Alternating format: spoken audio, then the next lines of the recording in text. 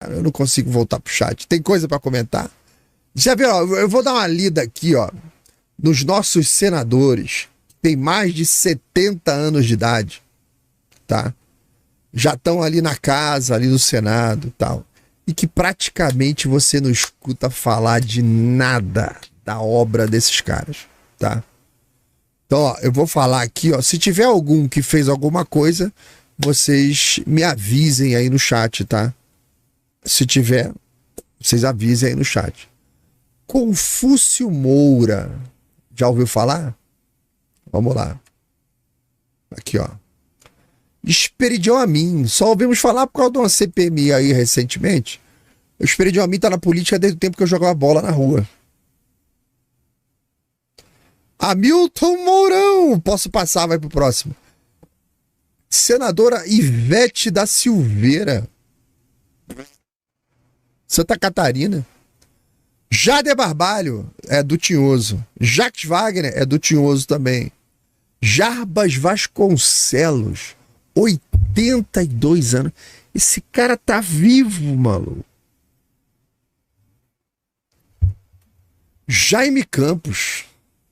Jorge Cajuru. Olha a situação da Casa dos Eunucos, mano. Messias de Jesus. Nunca ouviu falar. Oriovisto Guimarães, esses dias teve aí fazendo alguma coisa que eu não lembro. Ele não é dono daquela empresa de computadores?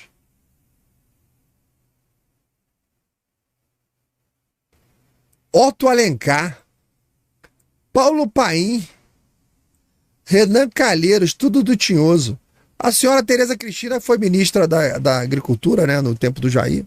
Mas a atuação dela no Senado, como é que tá aí para vocês? Zenaide Maia. Aí o pessoal reclama quando eu falo. Pô, o Senado do Império era muito melhor, mas o esquema de escolha era diferente. Era o melhor do Estado, indicado lá pelo Estado, mas que trazia o nome da família. O cargo era vitalício.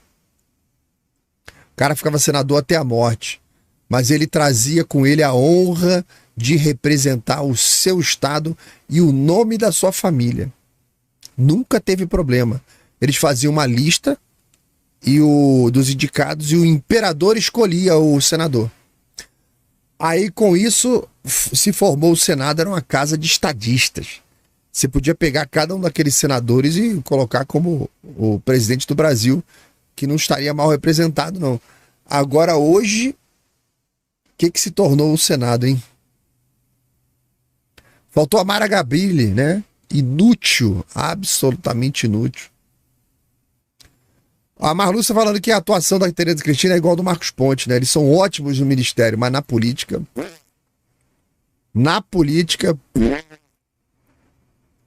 Olha essa matéria aqui, ó. Olha essa matéria.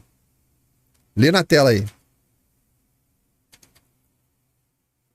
Brasil atinge a marca de metade da população dependente de programas sociais como Bolsa Família. Romário, senador, inútil.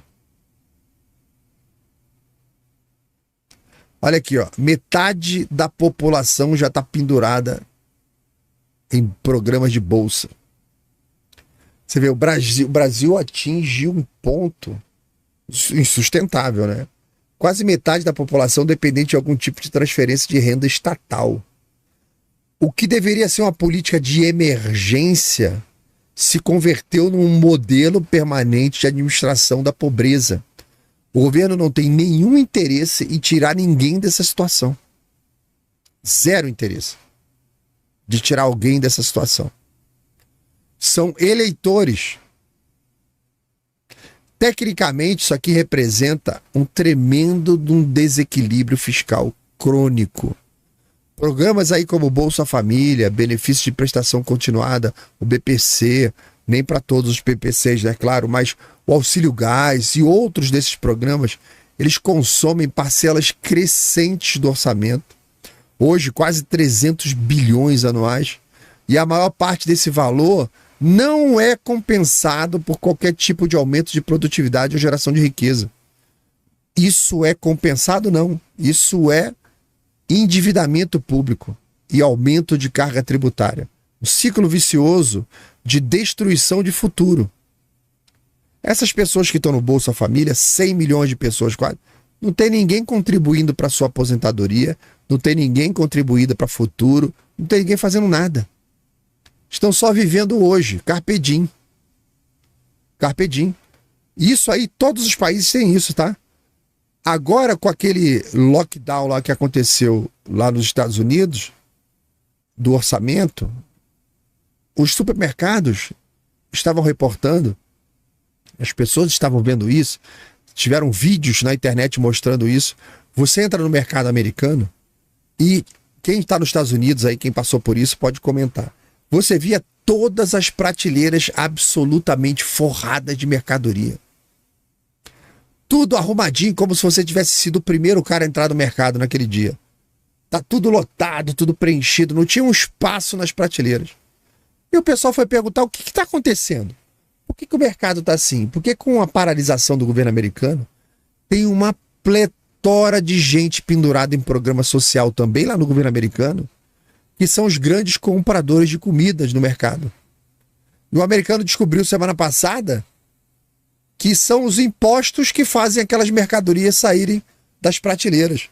Tem um monte de gente vivendo dessas bolsas e eles já descobriram lá um monte que nem precisa disso.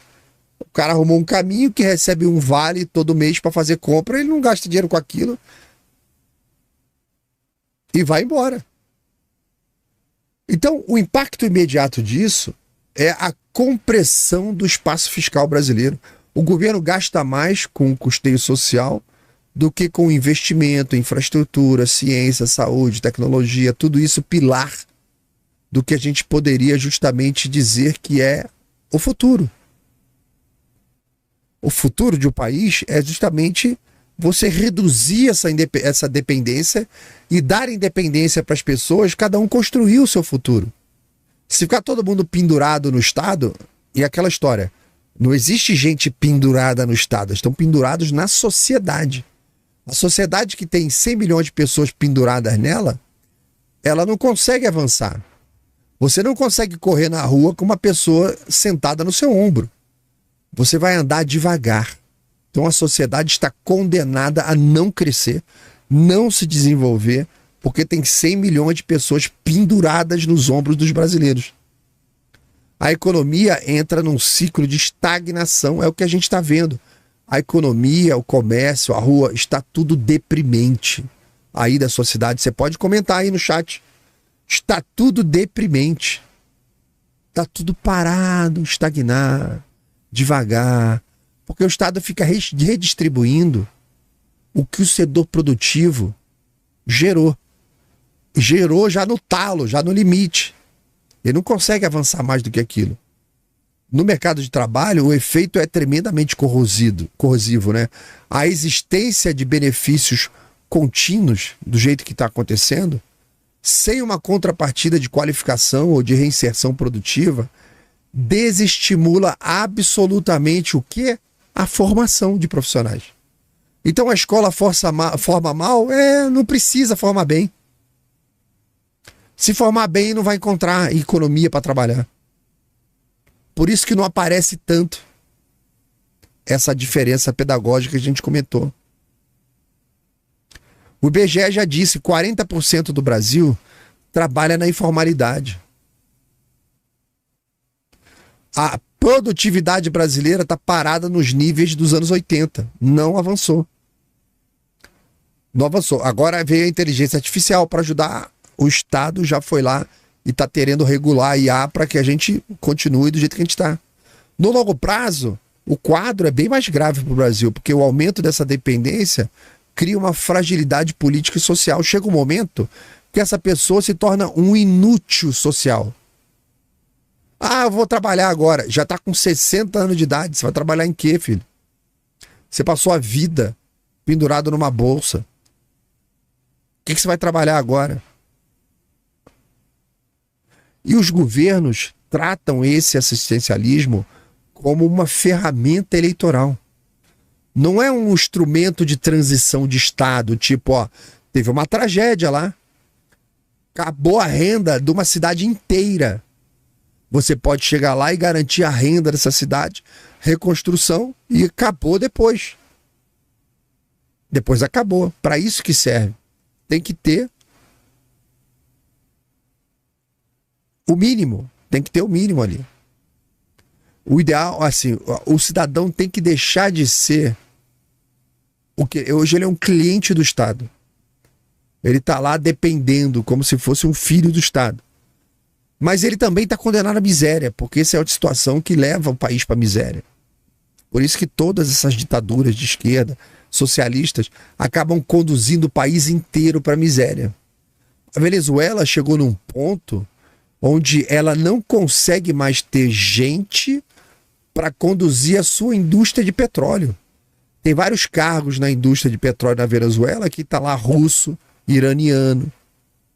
Um monte de gente que tem as especialidades que a Venezuela não tem mais. Aquele cara foi embora. Foi embora, ganhava $15 por mês, ele foi para os Estados Unidos, está ganhando 15 mil. As pessoas vão embora. Então os países vão perdendo mão de obra ao ponto de não retorno. Depois ele não consegue mais. Mesmo que você dê liberdade econômica, vai demorar muito, porque você não tem mais mão de obra. A mão de obra vai se perdendo, as pessoas vão se adaptando, vão saindo, vão se movimentando, vão em busca, né, daquilo que favorece as pessoas, principalmente quem é qualificado. A nossa vida é curta, é uma só. Ninguém está disposto a ficar aqui 60 anos para ajudar o PT. O cara que tem capacidade, tem oportunidade, ele vai embora e defende aquilo que é da família deles.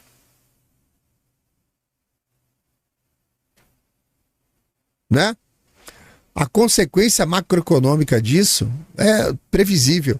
É baixo crescimento, alta pressão fiscal, eles querem cada vez mais impostos, risco inflacionário constante.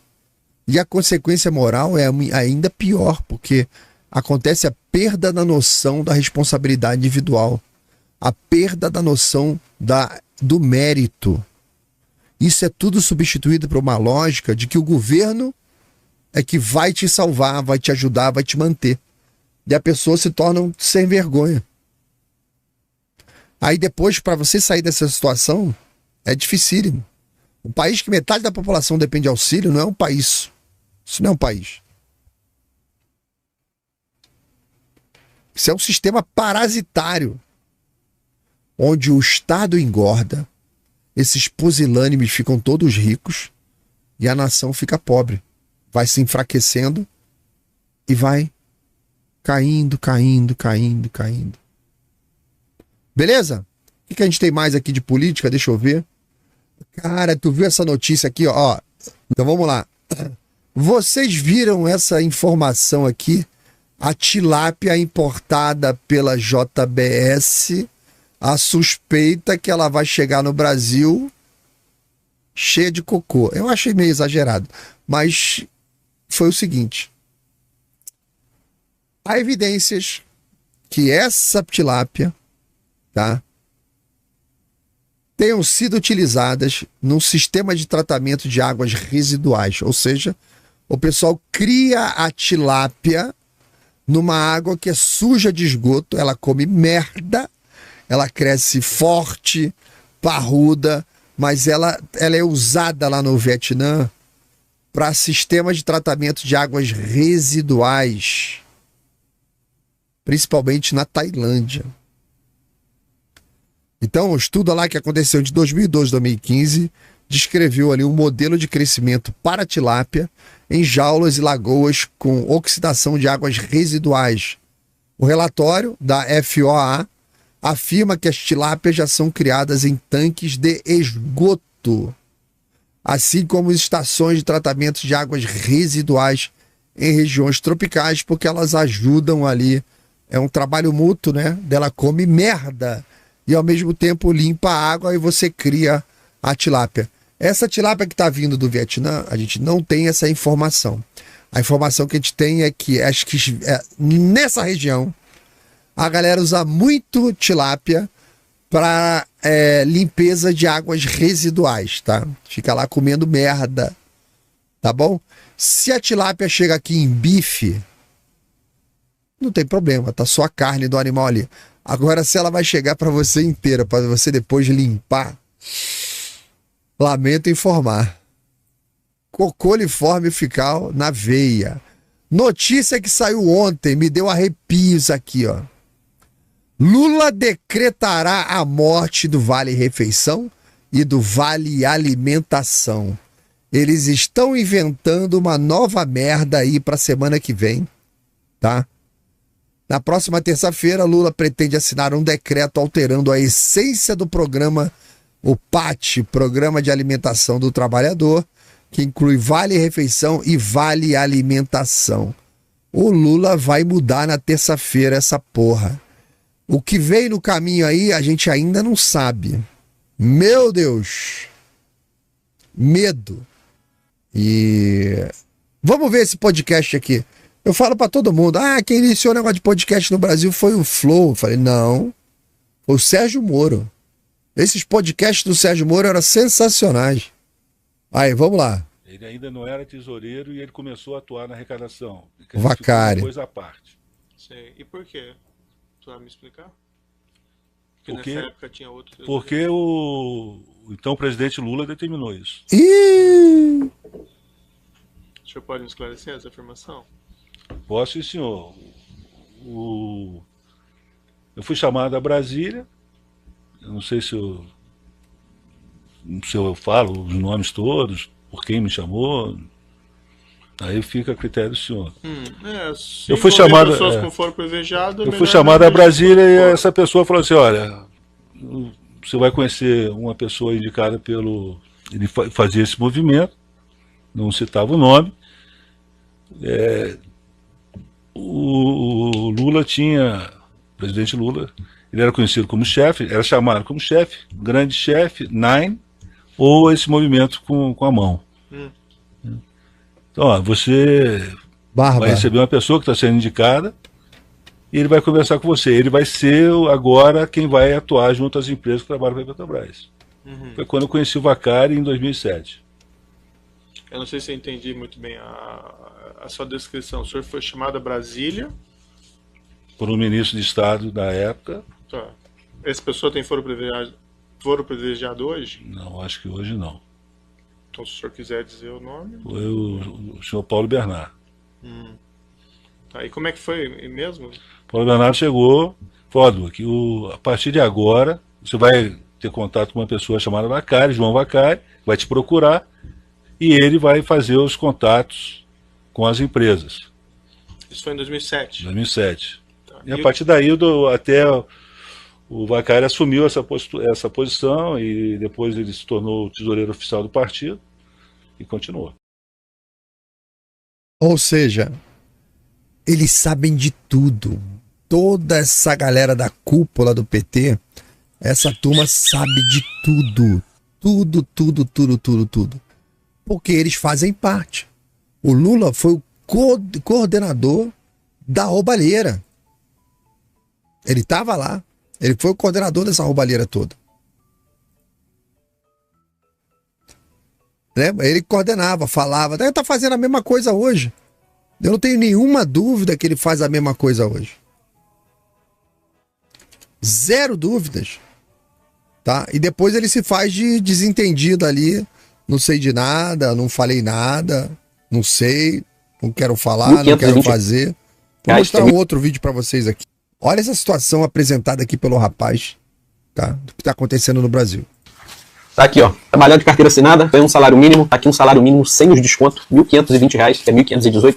Mas botei aqui 1.520 e vamos ver o que dá para fazer com um salário mínimo morando no nosso Brasilzão. Isso o governo vai falar, o sistema não vai mostrar e as emissoras de TV também não vai mostrar para você. Mas essa é a realidade de muitos brasileiros que se encontram hoje no nosso país, que é o nosso Brasil. Tá aqui R$ 1.520. Parece ser uma quantia boa, mas agora a gente vai tirar os gastos de uma pessoa que trabalha de carteira assinada e tem as suas despesas. Eu sou casado, tenho 3 filhos, 2 já grandinhos e tem meu pequenininho aqui do lado, ó, assistindo.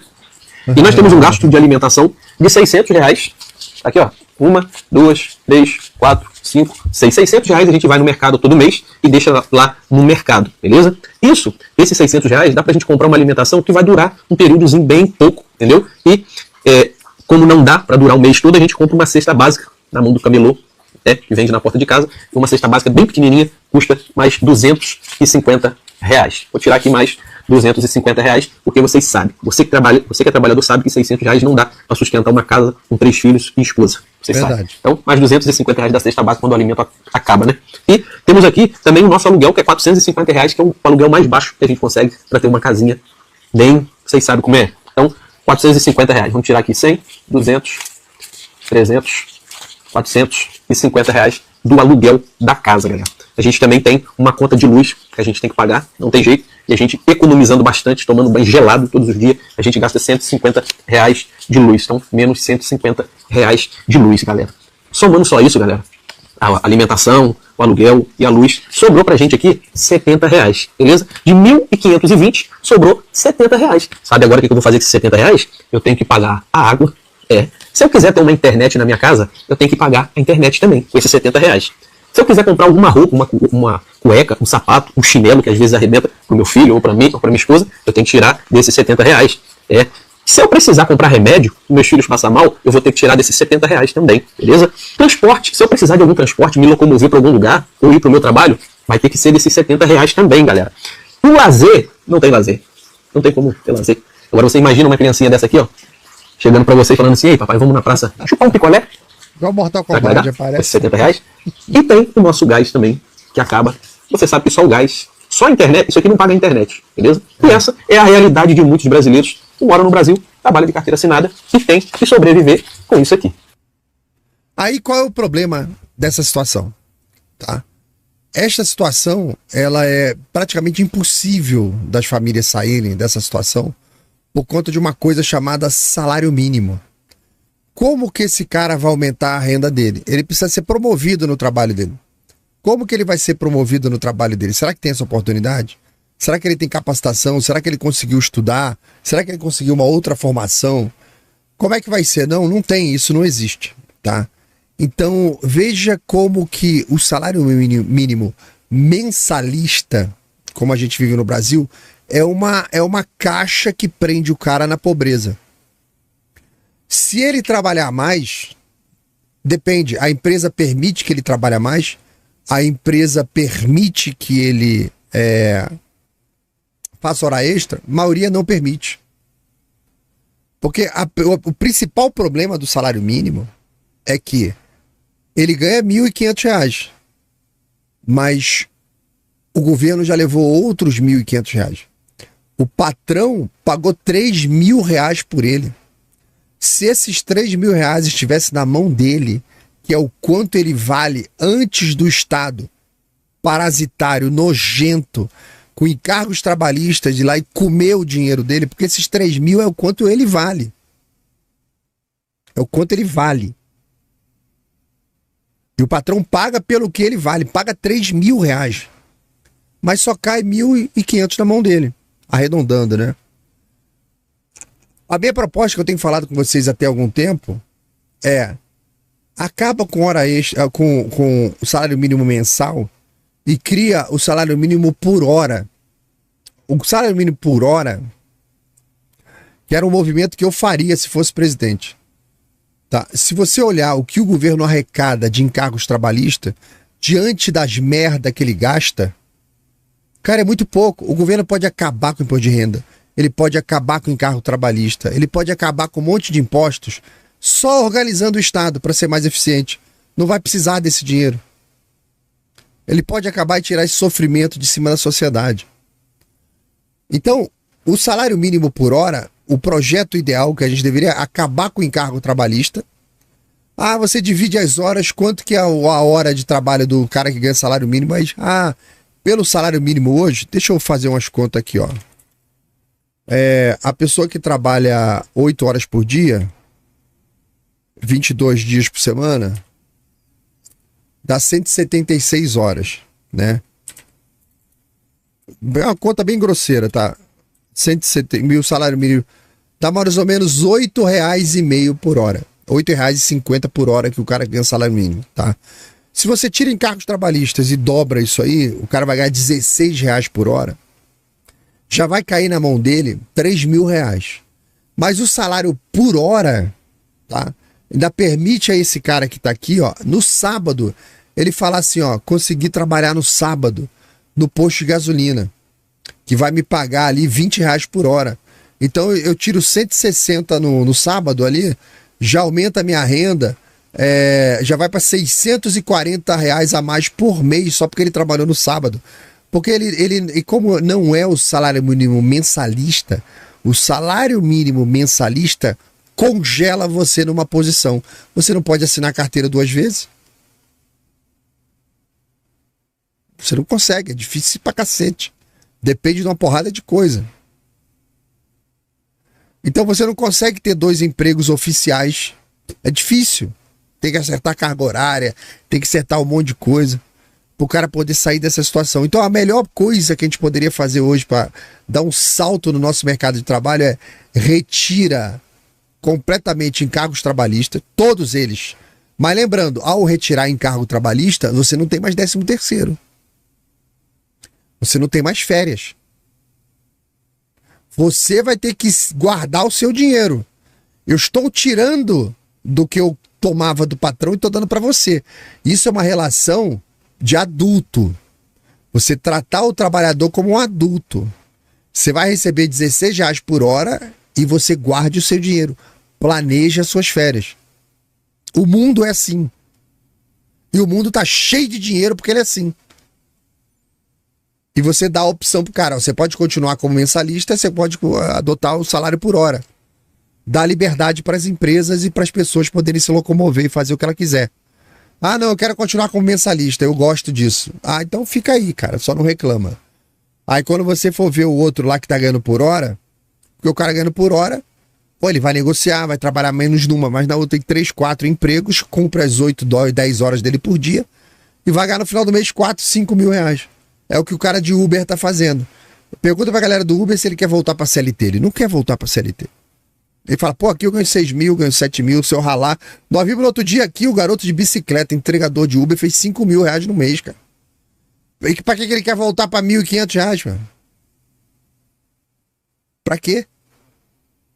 Você deu liberdade pra ele, ele foi embora voando. É o que vai acontecer o dia que a gente tiver o salário mínimo por hora e a liberdade plena de contratação e demissão.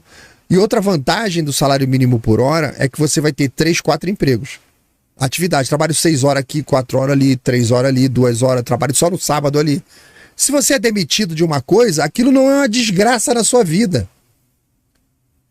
Como acontece hoje. Ah, só sair dali e agora eu não trabalho mais no sábado. Então eu vou uma outra parada. Ah, eu vou descansar mesmo, eu tô cansado, vou passar um tempo descansando, depois arrumo outra coisa. Você dá essa flexibilidade pro mercado de trabalho. E esse cara que tá fazendo o vídeo, o próximo vídeo dele era falar assim, caramba, agora cai R$ 3.000 na minha conta todo mês. Já não tô passando o aperto. E esse dinheiro, ao invés dele sumir na mão do governo, esse dinheiro, cara, ele é reinvestido na sociedade. Esse cara ganhando 3 mil por mês, ele vai gastar os 3 mil por mês. E esse dinheiro volta para a economia, ele vai comprar mais comida, ele vai comprar mais coisa, mais roupa, mais serviços. Isso agita. Aí, de repente, você tem 70 milhões de pessoas com o dobro de dinheiro na mão, cara, a economia vai lá em cima, cara. Vai lá em cima a economia. Agita, porque lembra, a riqueza de um país está na sua troca, no comércio. Não adianta você ter, como o caso da Venezuela, tem a maior reserva de petróleo do mundo. O que adianta? Tem um dos povos mais pobres do mundo. Então o recurso natural é maravilhoso, mas ele tá lá no chão, cara. Para ele virar alguma coisa, você precisa de um monte de etapas, inclusive ter lideranças políticas, como é o caso do Bahrein, lá no Catar, aquela turma toda que está reinvestindo na sociedade o dinheiro do petróleo, e os países são belíssimos. Não é o caso do Brasil, não é o caso do Irã, não é o caso da Venezuela. Continua todo mundo pobre, porque o dinheiro some na mão dos pusilânimes da política, que estão cagando pro povo. Então, recursos naturais, o país não é rico por causa disso. O país é rico por troca, dinheiro. O Japão não tem recurso natural nenhum, a puta de uma potência. Por quê? Trocas. Então você vai começar a caminhar pro país em direção à riqueza. Acaba com essa monte de tranqueira de imposto sobre herança. Cara, agora estão travando Bitcoin, querem travar tudo que é bom, cara. Eles estão destruindo, porra, é porra de uma doença. Então, quem está desenvolvido, cara, é por hora, salário por hora. Você vai trabalhar quantas horas você quiser. Você está cansado, vai chegar, patrão, vou precisar sair mais cedo, chegar mais tarde, sei lá, alguma coisa, porque eu estou cansado, eu tenho um médico. O patrão não está nem aí, meu querido, você ganha por hora. Se tu vai chegar às 8 horas da manhã, tu vai chegar meio-dia, problema seu, cara. Problema seu, pô. Vê aí, faz o que você tem que fazer. Beleza?